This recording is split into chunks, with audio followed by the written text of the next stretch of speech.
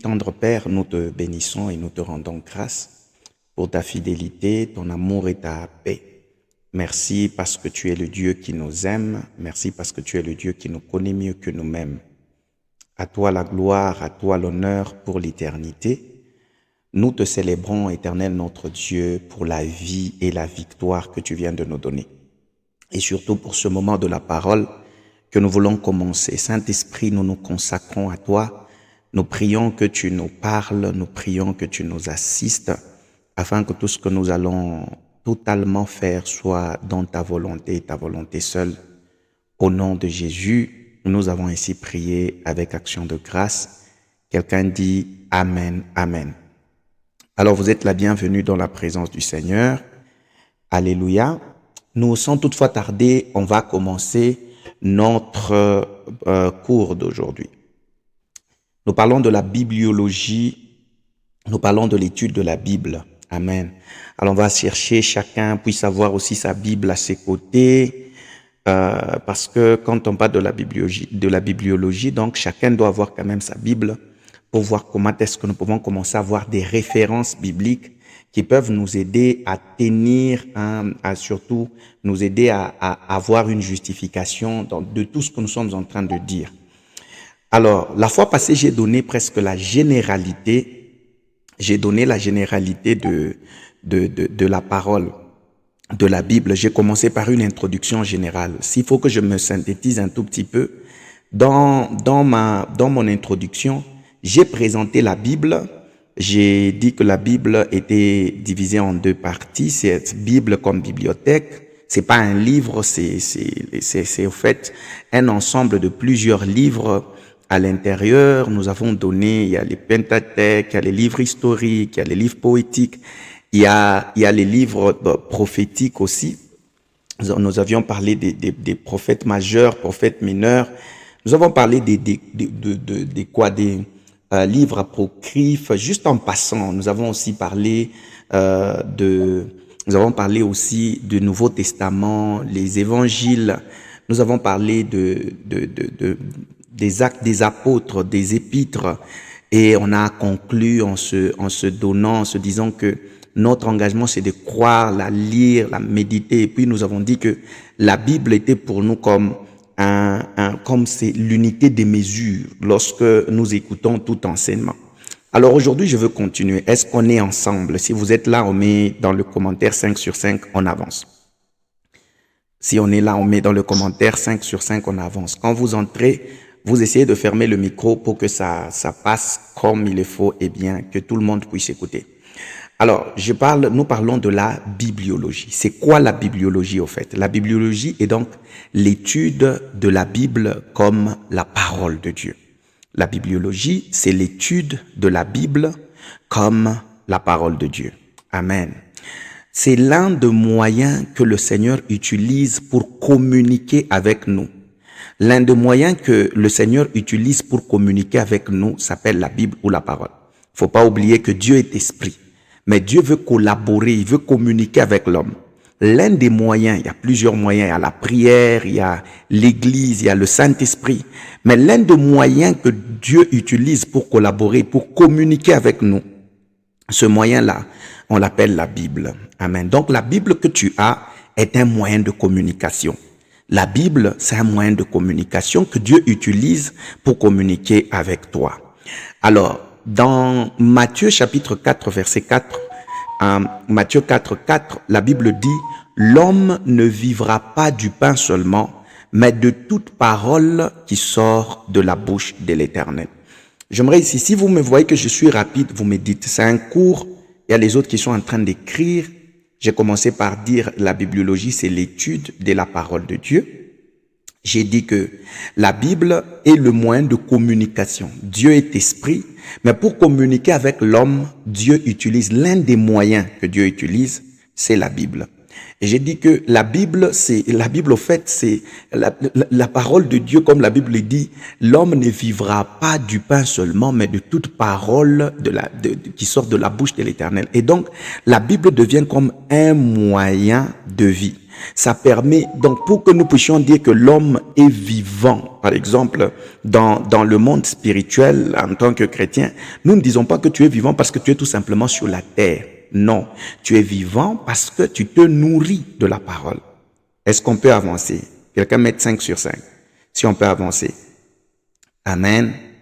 Je vois que Maman Olga, vous êtes en train d'écrire. Quelqu'un peut mettre 5 sur 5 et l'on avance. Gloire au Seigneur. Donc ça, c'était mon introduction aujourd'hui. Alors, il y a des gens, par exemple, qui ne lisent pas la Bible. Ils ne veulent pas. Pourquoi les gens ne lisent pas la Bible? Beaucoup de gens, vous allez les trouver avec la Bible à la maison, mais ils ne lisent pas la Bible. La première des choses, il y a des gens, par exemple, qui disent que la Bible, c'est juste un tas d'histoires. Il y a des gens qui ne lisent pas la Bible. Quand vous leur parlez, vous essayez d'échanger avec eux, ils vous disent, non, écoutez, cette Bible-là, c'est juste un tas d'histoires. Écoutez, on vous présente l'arche de Noé, Adam et Ève, David. C'est un livre boring. Hein, ça ne donne pas le goût de le lire. Amen. Ça ne donne pas le coup de le lire. Amen, amen. Ok, maman Olga, il n'y a pas de problème. Si vous pouvez mettre les écouteurs, ça me fera aussi du bien.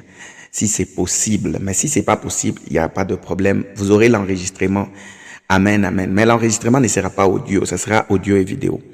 Et donc, chers frères et sœurs, la Bible, pour certains, ils ne lisent pas la Bible parce que pour eux, la Bible est un tas d'histoires. C'est juste, il y a beaucoup de... il y a que des histoires là à l'intérieur. Moïse est allé, puis on a ouvert la mer Rouge. Pour eux, ils ne voient pas ça comme la parole de Dieu, ils voient ça comme un livre d'histoire. La deuxième, il y a d'autres personnes qui ne lisent pas la Bible parce que pour eux, la Bible est expirée. Vous voyez, la Bible est expirée.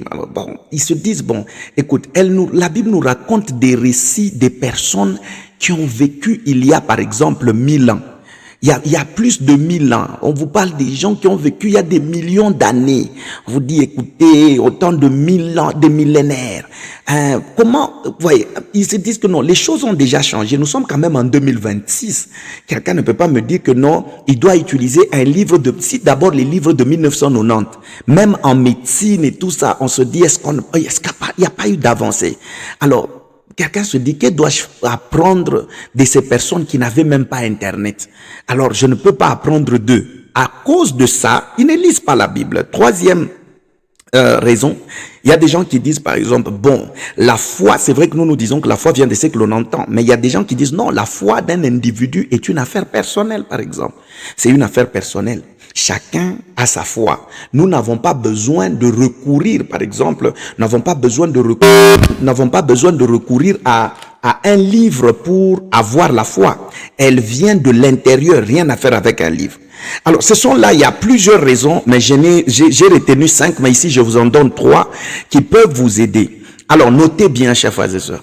Pour nous, la Bible est l'unité de mesure de ce que nous devons croire, accepter sur n'importe quel sujet de la vie. Je répète, pour nous, la Bible est l'unité de mesure de ce que nous devons croire, accepter sur n'importe quel sujet de la vie, parce qu'elle traite de tout. Il suffit de prendre du temps pour découvrir toutes ces richesses. Est-ce que je peux reprendre ça, cette phrase? Pour nous les chrétiens, la Bible, c'est l'unité de mesure de ce que nous devons croire. Maman, même si on vient avec des choses, tu dois les comparer. Est-ce que la Bible dit ça? Est-ce que la Bible autorise? Parce que la Bible, c'est vrai que nous sommes dans différentes églises, là où peut-être on peut vous dire que à part la Bible, il y a peut-être d'autres ressources que nous pouvons utiliser qui constituent par exemple notre foi. Vous voyez? D'autres ressources qui constituent notre foi. Maman Rosette, écrivez là où ça ne va pas, comme ça, on va voir là où. Écrivez juste et puis on va voir là où ça ne va pas. Je pourrais reprendre là-bas. Amen. Donc, pour nous là les chrétiens, la Bible, c'est l'unité de mesure de ce que nous devons croire. Qu'est-ce que moi, Christelle, je dois croire? Qu'est-ce que Maman Rosette doit croire? Maman Rosette doit croire ce que la Bible dit. Elle doit accepter ce que la Bible enseigne sur n'importe quel sujet de la vie. Parce que la Bible, là, elle traite de tout. Il nous suffit seulement de prendre du temps pour découvrir toutes ces richesses. Est-ce que ça va? Si vous êtes avec moi, vous mettez 5 sur 5, on avance. Je veux juste me rassurer. Le 5 sur 5, ce n'est pas juste comme ça. C'est juste, vous mettez 5 sur 5 et nous allons avancer. En d'autres mots, s'il faut que je me synthétise, frères et sœurs, tout ce que vous faites, tous les sujets de votre vie, mina ujisha, minaanza kutumika, ibi bintu pratique tunaanza kufanya, mufungule mbele mai mwanze kunywa mai, pa kuomba mwakise mbele bujinjo mone kama kutakuye hivi. Tout ce qu'on fait, mupakale mbele parfum njo mone kama bitakwaje. Tout ce que vous faites là, vous devez, la Bible doit être votre unité de mesure. Tout doit être jaugé par la Bible. Que Dieu vous bénisse abondamment. Si tu es avec moi, tu mets amen et on passe. Maman Hilary, est-ce que vous m'écoutez bien ou bien il y a un problème de réseau? Alors, lisons ensemble 1 Timothée chapitre 3, 2 Timothée chapitre 3, verset 16. Et retenez bien ce verset parce que ce verset va nous servir d'enseignement d'aujourd'hui. Ça va beaucoup nous aider. 2 Timothée chapitre 3, verset 16. 2 Timothée 3, 16. Quelqu'un peut écrire ça juste dans le commentaire. 2 Timothée chapitre 3, verset 16. Ici, je suis dans 1 Timothée, je prends 2 Timothée chapitre 3, verset. De la même manière que vous avez déjà retenu Jean chapitre 3, verset 16. Un chrétien normal doit retenir aussi 2 Timothée chapitre 3, verset 16. Donc, tu dois avoir ça. Alors, la Bible dit ceci. Toute écriture est inspirée de Dieu, utile pour enseigner, pour convaincre, pour corriger, pour instruire dans la justice. Je mets même le verset 17, afin que l'homme de Dieu soit accompli et propre à toute bonne œuvre. 2 Timothée, toute écriture est inspirée de Dieu. Donc le chapitre que nous allons voir maintenant, nous sommes en train de parler sur l'inspiration de la parole de Dieu. C'est le chapitre qu'on va voir, qu'on est en train de voir aujourd'hui. Inspiration de la parole de Dieu. Ah ok, maman, j'ai dit ceci, que la Bible est l'unité de mesure de ce que nous devons croire, nous en tant que chrétiens. Retenez juste ça. C'est l'unité. Qu'est-ce que nous devons croire? Nous ne devons pas croire ce que le berger Christelle dit. Nous ne devons pas croire ce que le pasteur vous dira. Ne croyez pas ce que le prêtre va d'abord vous dire. Croyez ce que la Bible vous dit. Si ce que le berger Christelle vous dit n'est pas biblique, ne croyez pas. C'est tout ce que je voulais dire. Ça va, maman Rosette? Amen. L'inspiration. Ma Rosette, si vous êtes avec moi, vous pouvez mettre amen comme ça on avance. L'inspiration de la parole de Dieu. Alors, lorsqu'on va parler de l'inspiration de la parole de Dieu, je veux beaucoup plus, c'est une doctrine, c'est la doctrine de l'inspiration de la parole de Dieu. Dans cette doctrine, il y a la première partie que je veux toucher, c'est la doctrine de la révélation. On va balayer un peu la révélation afin que vous puissiez comprendre. Et puis par rapport, on va toucher la doctrine. Nous avons déjà commencé à enregistrer Maman Choudel. Alors, on va aussi balayer la doctrine de l'inspiration proprement dite. Allez, allons très rapidement. La doctrine de la révélation, que quelqu'un écrive dans le commentaire, la révélation. Alors, c'est quoi la révélation? La première des choses, c'est d'abord définir c'est quoi la révélation. Parce que ce que vous appelez parfois révélation, oh, j'ai eu la révélation. Peut-être c'est pas ça la révélation. C'est quoi la révélation? Chers frères et sœurs, la révélation est le moyen par lequel Dieu le Créateur communique à l'humanité la vérité le concernant. Je répète calmement. C'est quoi la révélation? La révélation est un moyen de communication que Dieu utilise pour parler de lui-même à l'humanité. Maintenant, c'est ce que nous avons dit. La révélation est le moyen par lequel Dieu le Créateur communique à l'humanité la vérité le concernant. Donc Dieu a une vérité qui le concerne. Alors Dieu, pour communiquer cette vérité-là le concernant, alors Dieu va passer par une technologie spirituelle qu'on appelle la révélation. Amen. Donc tu ne peux pas connaître Dieu si Dieu ne se révèle pas à toi. Est-ce que je peux reprendre ça? Tu ne peux pas connaître Dieu. Tu ne peux pas connaître les vérités de Dieu si Dieu ne se révèle pas à toi.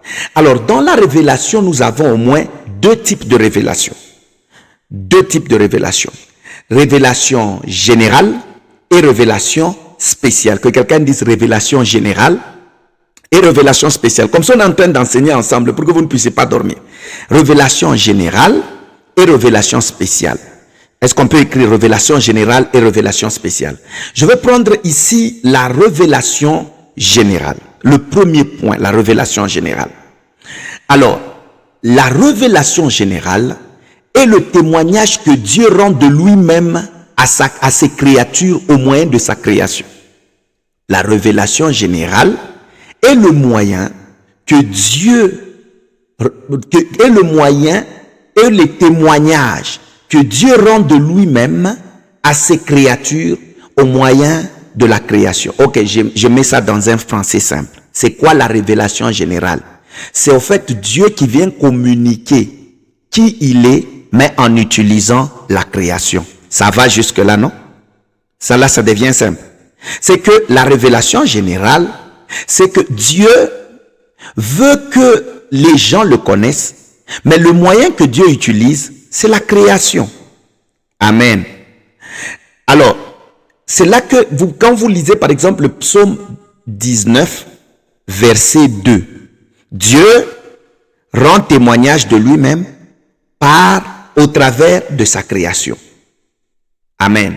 La Bible dit que le psaume 19, 2, la Bible dit, les cieux racontent la gloire de Dieu et l'étendue manifeste l'œuvre de ses mains. Le cieux raconte la gloire de Dieu et l'étendue manifeste quoi? Manifeste l'œuvre de ses mains. Psaume 19, 2. Amen. Chers frères et sœurs, quand vous lisez déjà ça, vous comprenez que quand vous regardez, un homme regarde, contemple le ciel, il contemple l'univers.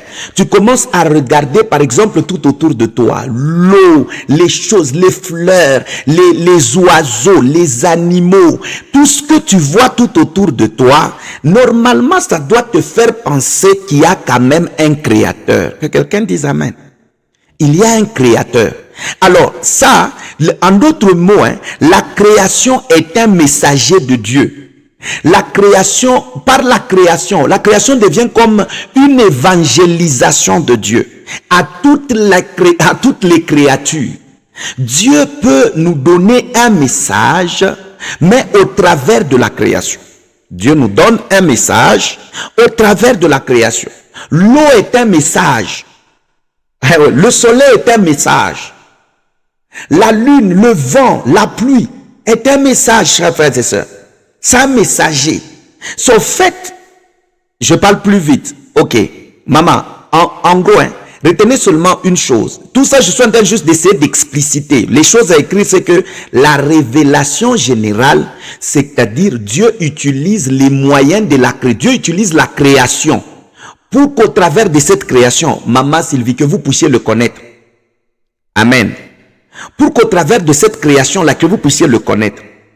Lorsque vous lisez Actes des Apôtres, chapitre 14, verset 17. Actes des Apôtres, chapitre 14, je veux lire le verset 17. La Bible dit ceci au verset 17.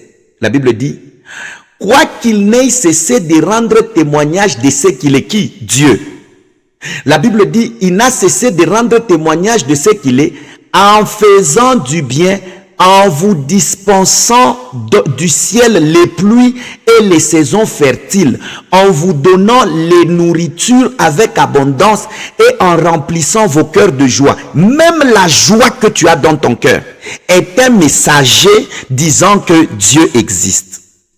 Est-ce que ça va? La nourriture que tu as à la maison, c'est un message pour te dire que Dieu est le propriétaire d'Ngouba ton Comanche, Dieu est le propriétaire de Lenga Lenga et de Matembele Comanche. Alléluia. Donc, nous comprenons, chers frères et sœurs, que quand nous regardons à la création, alors nous attestons, là nous sommes dans ce qu'on appelle la révélation générale. On va passer. Si on est ensemble, on a compris quand même ce que veut dire la révélation générale. Quelqu'un va mettre amen et on passe. Alors, la révélation générale permet d'apprécier, quand tu regardes la création permet seulement d'apprécier, la sagesse de Dieu, la puissance de Dieu, la grandeur de Dieu, la bonté de Dieu, la justice de Dieu, la majesté de Dieu. Je répète, toute la création te permet d'apprécier la sagesse de Dieu, la puissance de Dieu, la grandeur de Dieu, la bonté de Dieu, la justice de Dieu et la majesté de Dieu. Amen. Chers frères et sœurs, il y a un autre aspect, par exemple, dans la révélation générale.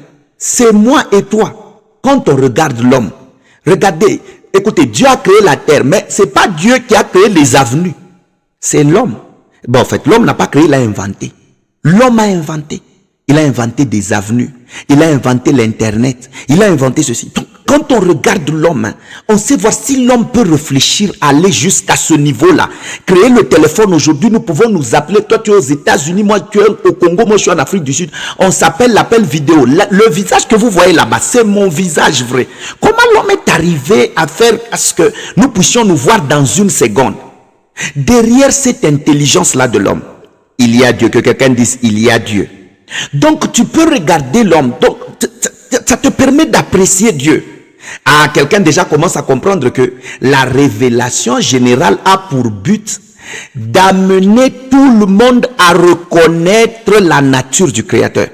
C'est là que maintenant vous comprenez, par exemple, le psaume chapitre 150, verset 6. La Bible dit que tous ceux qui respirent louent le nom de l'Éternel. Comment tous ceux qui respirent? On le dit souvent, oh non, que tous ceux qui respirent louent le nom de l'Éternel. Comment ceux qui respirent là doivent louer l'Éternel?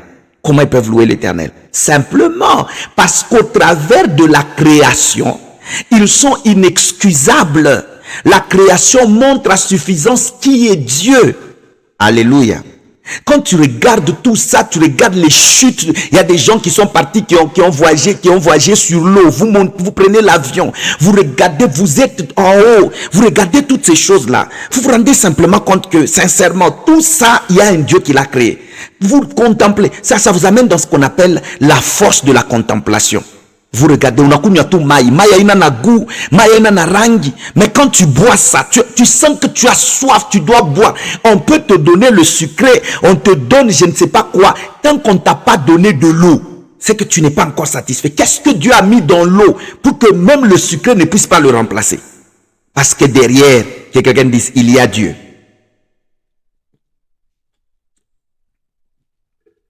Est-ce que quelqu'un peut dire, il y a Dieu? Donc, chers frères et sœurs, la révélation générale, elle ne dit rien sur la manière dont un être, par exemple, il y a des limites dans la révélation générale.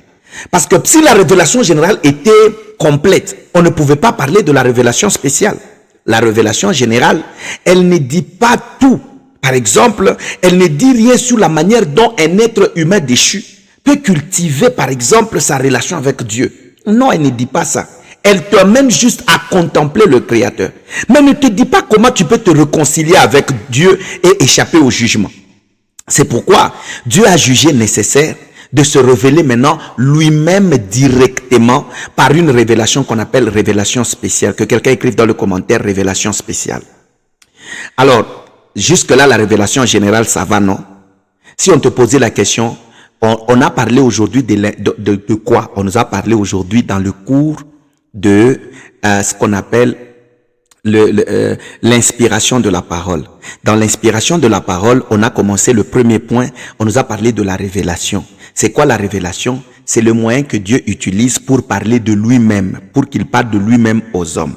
Comment Dieu le fait? Il le fait généralement et il le fait spécialement. C'est quoi général? Il utilise, généralement c'est que c'est sur tout le monde. Dieu fait sortir son soleil sur les bons et sur les méchants. Déjà le soleil est un message que Dieu est bon, non? Il est bon. Donc, écoutez, vous tous ici, vous pouvez même dire aux gens, vous tous ici, même si vous buvez, même si vous êtes occultiste, vous avez droit à louer le Seigneur. Pourquoi? Parce que vous voyez la bonté de Dieu. La bonté à mon. Mais cette révélation générale n'est pas suffisante parce qu'elle ne te permet pas d'entrer directement dans une certaine relation permanente avec le Seigneur. Alors d'où Dieu veut communiquer, il veut communiquer ce qu'il est directement à l'homme. Alors ça demande ce qu'on appelle la révélation spéciale. C'est quoi la révélation spéciale? Dieu se sert de la révélation spéciale quand il s'est fait connaître directement et de façon plus détaillée. Je répète, dans la révélation spéciale, dans la révélation générale, c'est généralité. Mais dans la révélation spéciale, Dieu se fait connaître d'une manière spéciale. Il se fait connaître d'une façon directe et de façon plus détaillée. On passe, mettez 5 sur 5 si ça va, est-ce qu'on peut passer? Alors, dans la révélation spéciale, Dieu utilise des moyens qu'on appelle, moi j'appelle ça les canaux de la révélation spéciale. Les canaux. Quels sont les canaux? Quel est le canal? C'est là que quelqu'un toujours, vous allez entendre, je vous dis par exemple que il faut maîtriser les moyens par lesquels Dieu vous parle. Vous avez déjà écouté un homme de Dieu vous dire ça, non? Ok. Ces moyens-là, c'est ce qu'on appelle un canal. Dieu communique avec vous via un canal. Alors on va, parce que nous sommes dans le cours, nous allons toucher tous les canaux, presque tous les canaux par lesquels Dieu utilise pour nous, par exemple pour se révéler à nous spécialement. Le premier canal, c'est ce qu'on appelle le tirage au sort. Que quelqu'un dise tirage au sort. Savez-vous qu'aujourd'hui, on ne s'en sert presque plus par rapport au tirage au sort. En fait, il a servi parfois à faire connaître la pensée de Dieu à l'homme. Les gens ont tiré au sort, par exemple, vous avez vu, par exemple, lorsque Jonas, il y a eu un problème, lorsqu'il y a eu un problème dans le bateau. Pour savoir que c'était Jonas le problème, qu'est-ce qu'ils avaient fait? Ils avaient tiré au sort. Et le tirage au sort permettait aux gens de découvrir la volonté de Dieu. Donc, le premier moyen pour que Dieu puisse se révéler spécialement, c'est le tirage au sort. La Bible dit dans Proverbes chapitre 16, verset 33, la Bible dit, on jette le sort dans le pan de la robe, mais toutes les décisions viennent de l'Éternel. Amen. On peut passer 5 sur 5, on passe. Premier canal, c'est quoi? Tirage au sort. Regardez le jour, après le jour de la Pentecôte, non? Docteur Yannick, ça va, vous êtes là? Ça va 5 sur 5. Alors, Maman Émérance, 5 sur 5. Ok. Donc, regardez le jour de la Pentecôte. Qu'est-ce qui s'était passé avant le jour de la Pentecôte, quand Jésus est parti? Il fallait quelqu'un pour remplacer Judas. Alors, pour qu'ils arrivent à connaître la volonté de Dieu, ils pouvaient se dire, ok, choisissons juste quelqu'un. Non. Ils ont tiré au sort. Et en tirant au sort, en réalité, ils ont trouvé normalement la personne, en tirant au sort, ils ont trouvé la personne qui devait remplacer Judas. Deuxième, que quelqu'un écrive l'Urim et Tumim. Écris ça comme tu l'entends. Urim et Tumim. En fait, lorsque vous regardez dans l'Ancien Testament, les prêtres portaient certaines pierres. J'ai essayé de faire des recherches aujourd'hui. Ces pierres là-bas aidaient le prêtre à avoir, ça se servait pour connaître la volonté de Dieu. Pour connaître j'aimerais qu'on lise très rapidement. Urim et pas Kinin. Pas urine. Urim. Mama Sylvie Mounenyo Nancheko. C'est urine. Maman, que Dieu vous bénisse abondamment. J'aime ça. 1 Samuel chapitre, si quelqu'un est là, 1 Samuel chapitre 28, très rapidement, quelqu'un peut nous chercher ça. 1 Samuel 28, 6. Mais j'ai compris, c'est le clavier ici. Le clavier. 1 Samuel chapitre 28, le verset 6. 1 Samuel 28, 6. La Bible dit ceci, je vais le lire très rapidement. Il s'agit de Saül. Amen. 1 Samuel chapitre 28. Voilà, le verset 6. La Bible dit ceci. Saül consulta l'Éternel et l'Éternel ne lui répond point, ni par des songes, ni par l'Urim, ni par les prophètes. Ok. Quand vous ouvrez la Bible, donc on dit quoi? Ni par l'Urim, donc on pouvait consulter Dieu par l'Urim. C'était des pierres on ne sait pas jusque là comment on utilisait, mais ça faisait que quand un prêtre consulte Dieu pour savoir la volonté de Dieu sur quelque chose, au travers de l'Urim et de Tumim, Dieu communiquait sa volonté. C'est ça d'abord. Moi, mon souci, c'est pas de parler de l'Urim et Tumim. C'est de vous dire seulement que c'était l'une des voies l'un des canaux ou l'un des canaux que Dieu a utilisé dans la révélation spéciale. On peut passer, que quelqu'un écrive 5 sur 5. Il y a le troisième canal, c'est le rêve. Que quelqu'un écrive le rêve. Lorsque vous lisez la Bible, chers frères et sœurs, vous allez vous rendre compte que Dieu s'est manifestement servi des rêves comme moyen de communication en de nombreuses occasions. Le rêve, Pharaon a eu un rêve, le roi de Babylone avait eu un rêve. C'était pas des visions, c'était des rêves. C'était des rêves à plusieurs occasions. Le roi qui devait prendre Sarah pour la femme d'Abraham pour femme, Dieu lui a donné un rêve la nuit. Donc Dieu pouvait passer par de rêves pour faire quoi? Pour communiquer quelque chose d'une manière spéciale. Dieu a communiqué comment l'économie du monde va aller au travers du rêve. En fait, Dieu s'est révélé par des rêves aussi, même aux non-croyants. Aux gens qui pouvaient croire en lui, même aux non-croyants.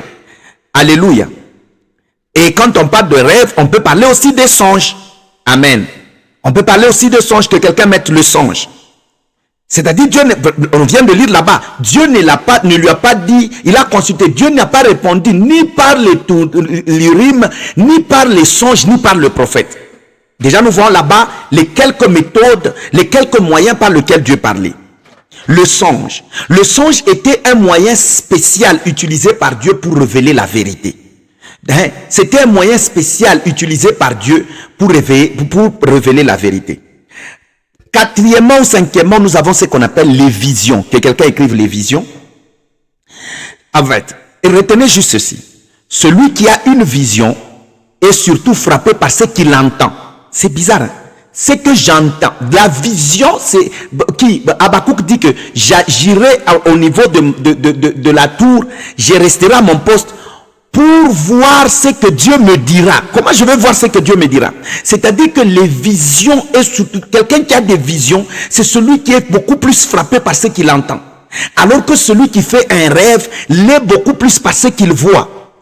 Les visions ont pour but de mettre quelque chose dans nos oreilles, même si les yeux sont là en train de voir, mais en réalité, c'est Dieu en train de nous transmettre un message. On entend au travers de visions. Il semble aussi que l'être humain est davantage actif dans le cas d'une vision que dans le cas de rêve. Alléluia, on passe très rapidement. Donc bref, le cinquième moyen c'est quoi? Ce sont des visions. Sixième moyen, que quelqu'un écrive la théophanie. Sixième moyen, la théophanie. La théophanie. La théophanie, c'est quoi en fait? C'est toutes les avant l'incarnation, ce sont des apparitions divines. Et de temps en temps, Dieu apparaissait dans l'Ancien Testament sous le nom de l'ange de l'Éternel, pour transmettre des messages divins, par exemple à Moïse, au papa de qui, au papa il s'appelle Manoah, le papa de Samson. C'était l'ange de l'Éternel qui venait pour leur parler, pour leur donner. Dieu prenait une certaine forme de quoi. Et quand ils arrivaient, quand on va parler vraiment de Dieu, c'est là que vous allez comprendre. Quand on parlera de Jésus, vous allez comprendre. Ceux-là qui ont suivi déjà le cours, quand je parle de théophanie, ils comprennent. Ceux-là qui ont commencé avant, ils comprennent. Amen. Quand vous allez lire Genèse chapitre 16, versets 7 à 14, dans le syllabus, vous l'aurez, vous allez le lire. Vous allez le lire. L'autre moyen, c'est ce qu'on appelle les anges. Amen. J'ai parlé de vision, j'ai parlé de théophanie, que quelqu'un écrive les anges. Ah oui, beaucoup d'entre nous négligeons les anges. Dieu se sert aussi des anges créés pour porter son message aux hommes. Regardez Daniel quand il priait, c'était un ange qui est venu. La Vierge Marie, c'était l'ange qui était venu. Dans Apocalypse, c'était l'ange qui est venu voir par exemple Jean. L'ange, les anges sont des canaux par lesquels Dieu peut faire parvenir un message spécialement à une personne. Et l'autre moyen, ce sont les prophètes. Que quelqu'un dise les prophètes. Les prophètes. Dieu peut parler, donner un message à un prophète pour venir vous dire, par exemple, vous dire que faites attention, il y a telle chose ou telle chose. Moi, Dieu, je veux ça. Faut pas oublier, ce sont des messages qui viennent pour révéler. Dieu veut parler à quelqu'un concernant d'abord lui-même, concernant la vie, concernant parfois le futur. Dieu peut lui parler au travers des prophètes. Et sixièmement, c'est ce qu'on appelle les événements. Dieu a utilisé les événements. Dieu s'est révélé aussi par son activité dans le déroulement de l'histoire. Il y a des événements qui se sont passés, mais qui sont devenus comme les canaux par lesquels Dieu est passé afin de transmettre un certain message. Alléluia. Un certain message à son peuple. Et puis, nous avons l'autre canal par excellence, c'est Jésus. Que quelqu'un dise Jésus-Christ. Jésus-Christ est le canal par excellence. Tu vois, j'ai essayé de te donner les canaux. J'insiste trop sur les canaux de la révélation spéciale. Jésus-Christ est le canal par excellence par lequel Dieu est passé pour nous parler. La Bible dit dans Hébreux chapitre 1, le verset 1er à 2, la Bible dit que dans les temps anciens, Dieu nous parlait au travers des prophètes. Mais dans les temps qui sont les derniers, Dieu nous parle au travers de Jésus. L'incarnation de Jésus-Christ est incontestablement un aspect primordial de la révélation spéciale. L'incarnation de Jésus-Christ est incontestablement un aspect primordial de la révélation spéciale. Pourquoi? Parce que Jésus fait connaître le Père. 1. Jean chapitre 1, verset 14. Jésus révèle la nature de Dieu. Jean 14, verset 9. Jésus révèle la puissance de Dieu. Jean 3, verset 12. Jésus est même la sagesse de Dieu. Jean 7, verset 46. Lorsque vous regardez, Jésus manifeste la gloire même de Dieu. Jean chapitre 1, verset 14. Quand vous regardez, Jésus, c'est l'incarnation de Jésus. Jésus est le canal par excellence. Aujourd'hui, si Dieu veut nous parler, chers frères et sœurs, Jésus même manifeste la vie de Dieu. Amen. Il manifeste la vie de Dieu. 1 Jean chapitre 1, verset 1 à 3. Et il manifeste la mort de Dieu. Je répète, Jésus manifeste, il fait connaître le Père, la nature du Père, il fait connaître le Père, il révèle la nature de Dieu, la puissance de Dieu, la sagesse de Dieu, la gloire de Dieu, la vie de Dieu, l'amour de Dieu. Que quelqu'un dise merci Jésus. Que quelqu'un dise merci Jésus. Justement parce que Jésus est la voie ou le canal par excellence. Maintenant nous avons le tout dernier canal qu'on appelle la Bible. Le tout dernier canal qu'on appelle la Bible. Bien que Dieu ait certainement accordé des visions, des rêves et des messages prophétiques qui ne sont pas rapportés dans la Bible, il ne faut pas oublier. La Bible, quand vous lisez votre propre Bible, la Bible va vous dire que l'histoire de ces rois est inscrite dans le livre des annales des rois. Mais tu ne trouves pas, donc il y a d'autres livres qui parlent de la vie de certains rois. Il y a des rêves, il y a des messages prophétiques qui ne sont pas inscrits dans la Bible. Maman, par exemple, Dieu vous donne, il vous dit que à partir de demain, commencez à vous réveiller à 3 heures du matin pour commencer à prier. Cherchez partout dans la Bible. Quand vous voulez prier, faites un peu ça, faites ça, faites ça. Il y a des messages qu'on appelle les rémas que Dieu vous donne à vous seul. Mais la Bible est en fait le plus complet de tous les canaux de la révélation spéciale. Car elle inclut une grande partie des autres. Elle inclut une grande partie des autres. Alléluia. La Bible, je répète encore pour terminer et commencer la doctrine de l'inspiration. La Bible est en fait le plus complet de tous les canaux de la révélation spéciale.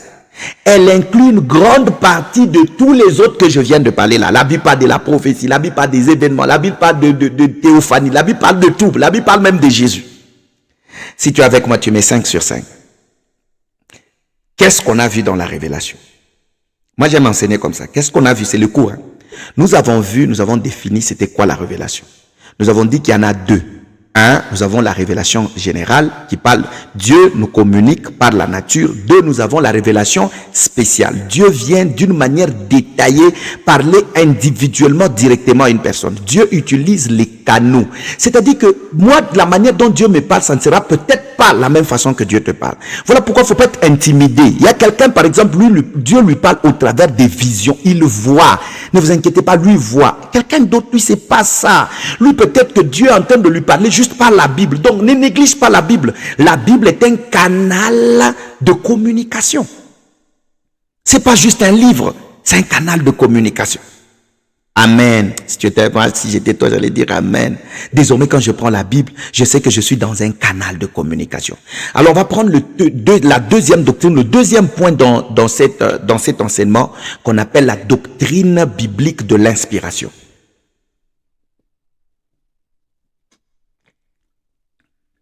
je m'excuse, je prenais de l'eau, la doctrine biblique de l'inspiration. Que quelqu'un mette dans le commentaire inspiration.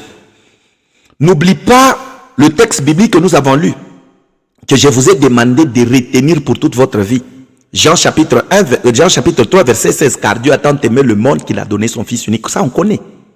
On doit connaître aussi, retenir par cœur 2 Timothée chapitre 3, verset quoi? Verset 16. La Bible dit, toute écriture est inspirée. Tu peux même t'arrêter par là. Toute écriture est inspirée de Dieu. Même si quelqu'un commence à te faire bouger, écoutez-moi, c'est inspiré de Dieu. Maintenant, quand tu parles que c'est inspiré, tu dois connaître, ça veut dire quoi? Allez, on peut avancer. Définition, c'est quoi l'inspiration? L'inspiration est l'action surnaturelle de l'Esprit de Dieu sur les auteurs bibliques. Je répète, c'est l'action surnaturelle du Saint-Esprit sur les auteurs bibliques afin que leurs écrits correspondent exactement à ce que Dieu voulait leur faire écrire pour communiquer la vérité. Ah, c'est un peu rapide, Berger Christelle. Reprenons. L'inspiration, c'est quoi l'inspiration? Il n'y a pas d'inspiration sans le Saint-Esprit.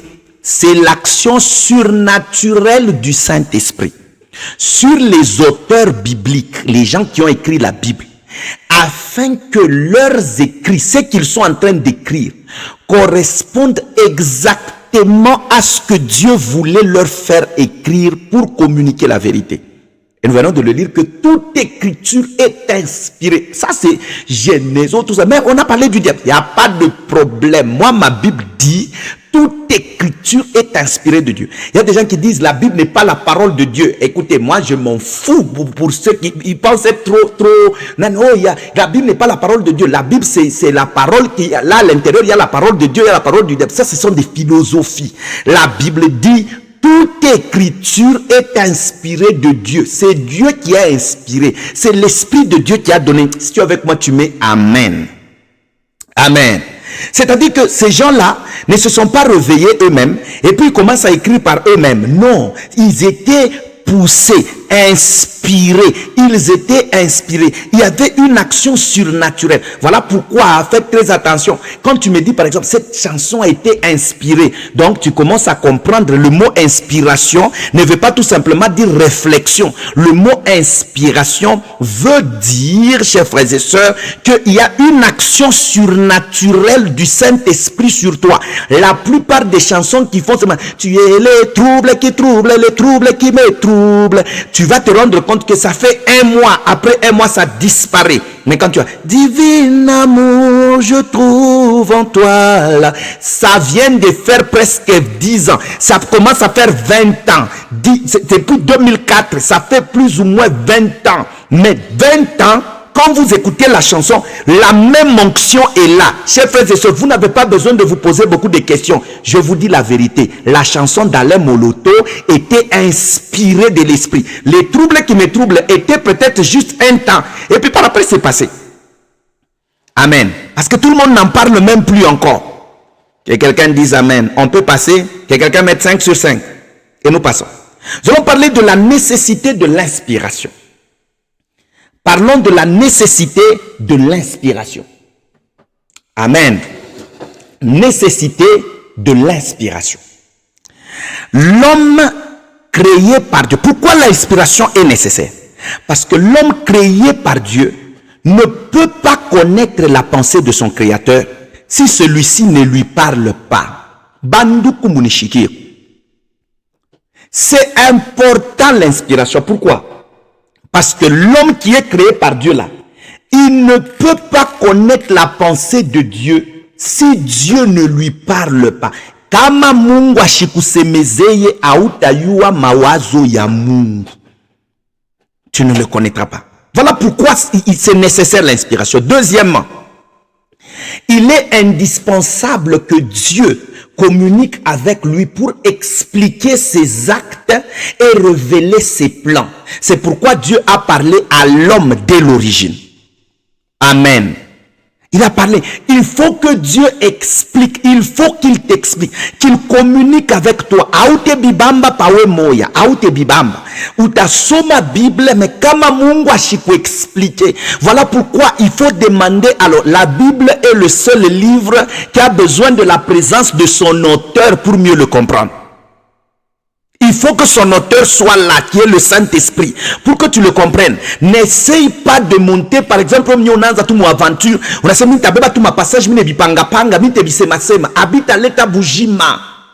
Est-ce qu'on peut passer? Quelqu'un dit 5 sur 5. Alors, certaines vérités peuvent être découvertes par l'homme au moyen de son intelligence naturelle et de sa raison. Mais les vérités essentielles pour le salut de l'homme ne peuvent être connues que par une révélation de lui-même. C'est ce que je viens de dire ici. Vous allez trouver des passages bibliques comme dans 1 Corinthiens chapitre 2, versets 6 à 12. Vous regardez, l'homme naturel ne peut pas comprendre les choses de l'esprit. Il ne peut pas comprendre. Or, la Bible, Dieu que nous engageons dans la Bible, il est esprit. Alléluia. Amen. L'homme peut réfléchir. Il peut regarder, il trouve certaines vérités. Ça sont des vérités que nous trouvons nous tous dans la Bible. Tu lis comme ça, tu dis, ouh, c'est tellement extraordinaire. Quelle vérité. Mais en entendant, si Dieu, la vérité concernant le salut, pour que tu entres dans ton salut, la vérité concernant le salut, chers frères et sœurs, il faut que Dieu lui-même te parle, que Dieu lui-même te communique à toi cette vérité-là. 5 sur 5, on peut avancer. Les apôtres et tous les croyants de l'histoire ont pu parler avec autorité parce qu'ils ont cru à la parole inspirée de Dieu. On passe. Alors, l'inspiration divine de la Bible donne à la prédication de l'évangile son fondement et par conséquent sa valeur et son autorité. C'est parce que je sais que la parole que je suis en train de donner maintenant, elle ne vient pas de moi. Donnez-moi juste 30 secondes.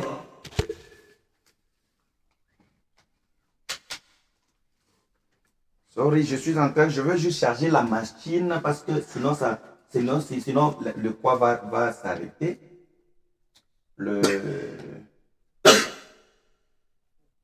C'est que je suis en train d'enregistrer risque de s'arrêter, ça sera bizarre. Ok, là ça passe. Quelqu'un est avec moi? C'est l'inspiration.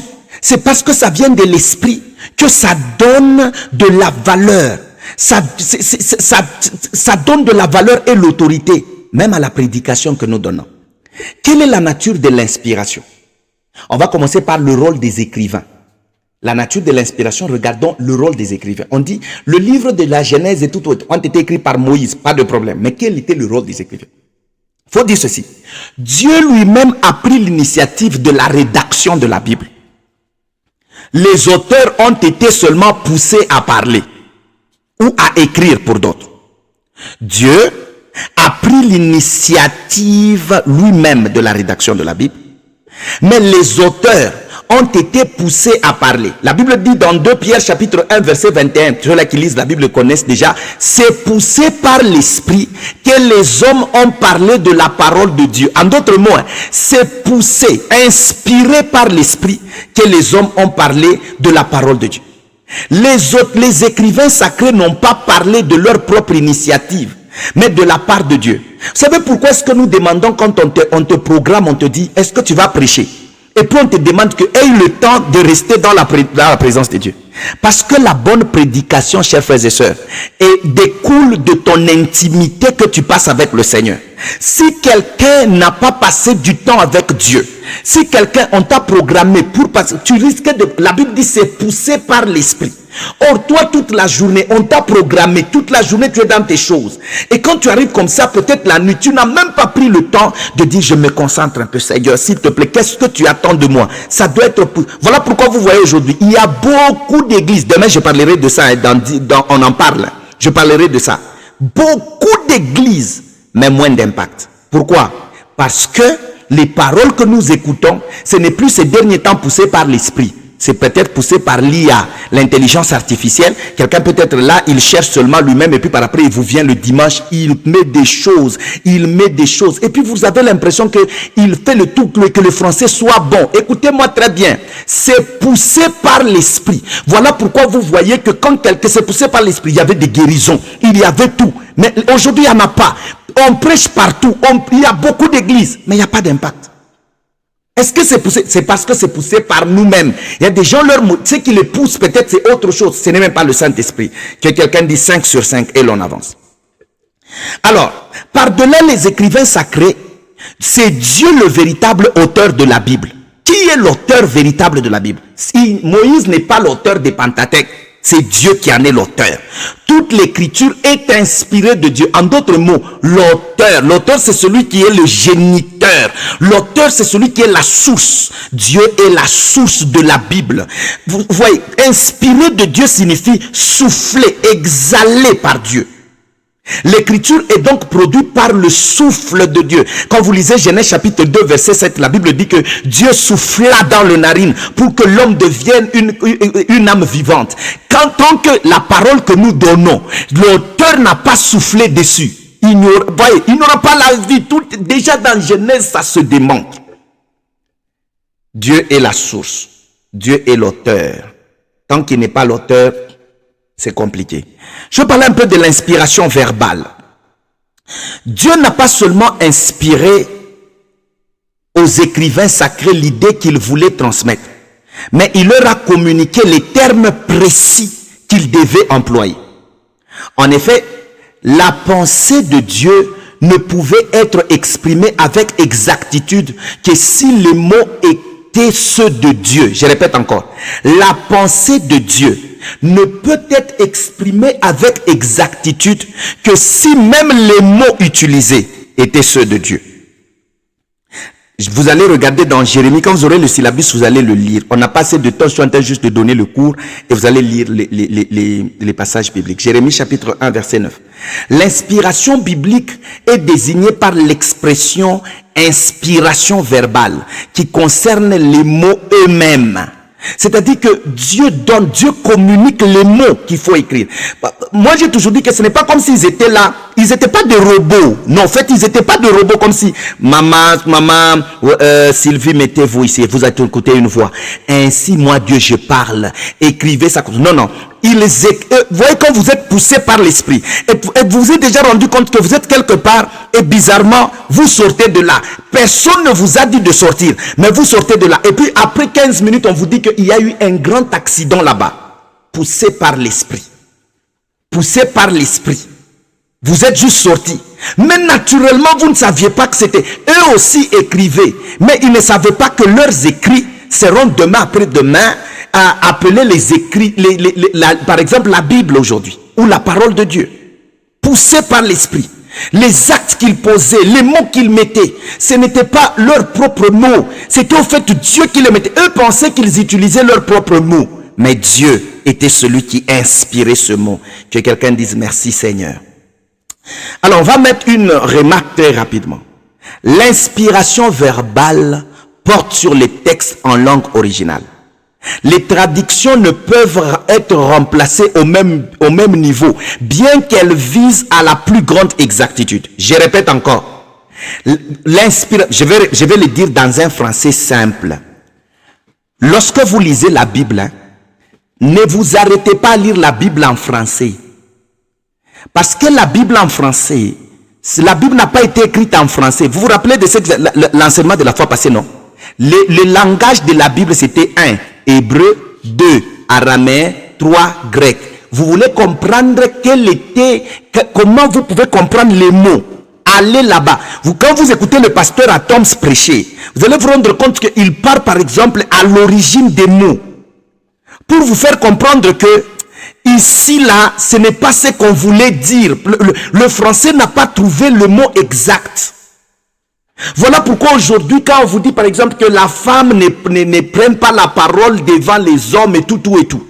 Il y a des églises qui appuient ça. Pourquoi? Ils les lisent en français. Ils ne lisent, ça n'a pas été écrit en français. Ça a été écrit en grec. Quelqu'un qui écrive grec. C'est écrit en grec. Les mots qu'on a utilisés, ce ne sont pas les mots français. Alors toi, la femme qui a la grâce de Dieu, qui a le don de Dieu, Dieu t'appelle à parler pour que les âmes soient sauvées. Toi, tu dis que non, il est écrit, la femme ne peut pas prendre la parole et tout. Papa, maman, c'est-à-dire que vous n'avez pas compris. Il faut regarder. Quand je parle de l'inspiration verbale, c'est d'abord dans le texte original, de leur langue originale. Posez tout. Quand quelqu'un vous parle de quelque chose, dites-lui seulement, à l'original là, ça veut dire quoi? Ça veut dire quoi à l'original? Et ça va vous permettre, regardez, j'ai une Bible là, je vais vous aider avec, parce que vous êtes maintenant étudiant là, je vais vous aider avec, mais j'ai une Bible là, maman Fatou, c'est pas la Bible que je vous avais donnée, j'ai une autre Bible. J'ai une Bible là. Comment je suis en train de lire cette Bible? Sur chaque mot, on me donne les significations originales. Amen. Il y a quelqu'un qui a laissé le micro ouvert, ça ne permet pas à tout le monde d'entendre. Quand je clique sur chaque mot, vous lisez amour, mais quand moi je clique là-bas, je sais le mot original. Le français n'a pas trouvé un autre mot, ils ont trouvé un mot à peu près. Ils ont mis juste l'amour. Mais moi, on me dit autre, on me donne le mot, c'est que ça voulait signifier réellement. C'est que ça voulait, on te donne, tu vois ce mot ici à 3 significations. Pas. C'est la Bible, c'est ma Bible que j'ai. Souvent quand je veux dormir, j'écoute de temps en temps cette Bible. Quand je veux préparer un enseignement, je prends toujours ça. Maman Vanessa va me trouver, j'appuie sur un mot. Je regarde le mot, compassion. Nous sommes en train de lire par exemple sur la compassion. Moi je ne lis pas comme vous êtes en train de lire. Vous lisez seulement une seule version. Non, moi je lis cette version-là. Quand je clique là, je comprends que veut dire la compassion. Je comprends que veut dire la connaissance. Ici par exemple on a parlé de l'omniscience. Mais moi j'ai compris, ok, ici nous tous on peut parler de l'omniscience, mais ici ça voulait dire autre chose. Que quelqu'un dise amen. Je vous donnerai cette Bible là. Faut pas, je vais donner. Quand je dis je vais donner, je vais vous dire que allez télécharger cette Bible, parce que c'est téléchargeable. Vous téléchargez et ça va vous aider. Et donc les traductions ne nous donnent pas les mots exacts. Traduction en français, traduction ceci. Ils essayent, mais ils n'arrivent presque pas. Amen. Non, je vais vous donner, Maman Rosette, je vais donner vraiment. Alors, on va parler ici de perfection divine et de personnalité des écrivains.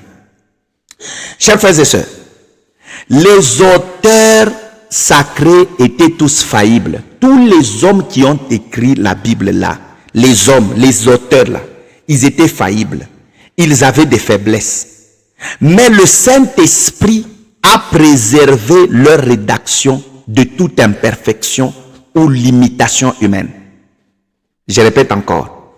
Les gens qui ont écrit la Bible, ils avaient des faiblesses. Moïse, colère. C'est que quelque part, on est en colère. Moïse n'a pas de colère. Mais je suis Kana. Donc, je vais tirer colère à Moïse, ce n'est pas de colère. Mais je suis Kana. C'est que c'est biblique. Je suis Kana. Il n'est pas entré au Cana, à Cana. Il n'est pas entré là-bas. Pourquoi? À cause de la colère. Donc, la Bible dit qu'Élie était un homme de sang et de chair comme nous. Donc, il pouvait s'énerver. C'était un homme. Mais le Saint-Esprit a préservé leur rédaction de toute imperfection ou limitation humaine. On peut comparer ces faits à la conception miraculeuse de Jésus. Dieu a préservé, voyez, Dieu a fait le tout pour que Jésus soit né sans péché. Alors Dieu a préservé la Vierge Marie, on la préserve pour que ce qui va sortir d'elle, qu'il n'y ait rien du tout, pas même tache de péché, rien. Alléluia. Né d'une femme par la vertu du Saint-Esprit. Jésus a été sans tache, séparé de péché.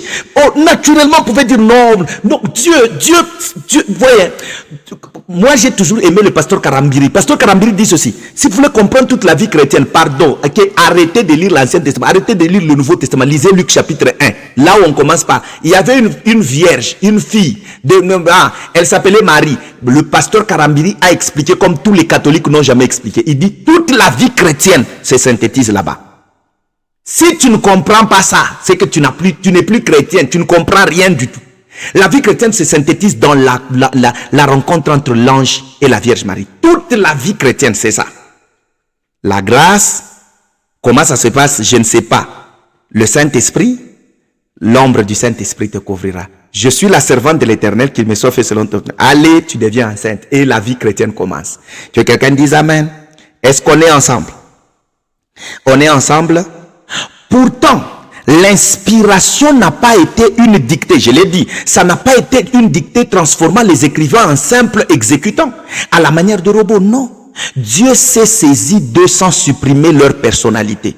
Voilà pourquoi quand vous lisez certains auteurs, Paul, écoutez, parfois vous regardez, vous dites que même quand il dit, celui qui voit qu'il a le Saint-Esprit, il doit comprendre que ce que je dis là provient directement de Dieu. Paul, quand vous le lisez, ne lisez pas seulement Paul en tant qu'apôtre, lisez Paul aussi en tant que personne. Paul avait une personnalité. Vous allez comprendre, il est là, il dit que soyez comme... On peut prendre encore 10 minutes, ok, il n'y a pas de problème. Amen.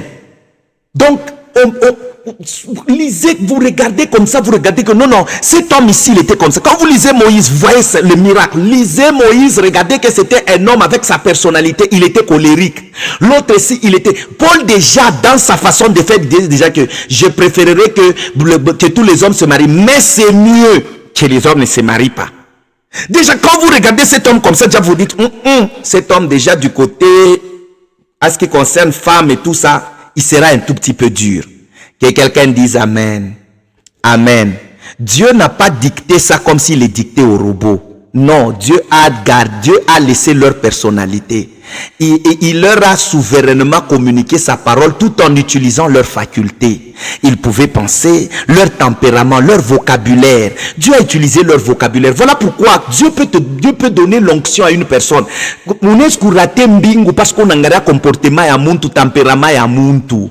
Que beaucoup de gens, moi, c'est vrai qu'on dit non. Rome takatifu faut se transformer dans le muntu na yako transformer. Banduku, écoutez-moi très bien, c'est la parole de Dieu en train de s'enseigner. Je vous dis la vérité. Dieu, quand il t'appelle, cela ne veut pas dire qu'il a fait de toi déjà Jésus. Tu es devenu Jésus, tu ne pêches pas, tu ne fais rien de mal. C'est faux. Tu es aussi dans le processus. Mais Dieu peut prendre quelqu'un qui est faible, il met sur lui l'onction, une mission. Et la personne est en train, il le met là-bas. C'est pas comme s'il est le premier de tous. Non. Vous êtes tous en train de partir, mais Dieu dit, moi je choisis celui-ci. Je me rappelle, le berger espoir a été voté berger.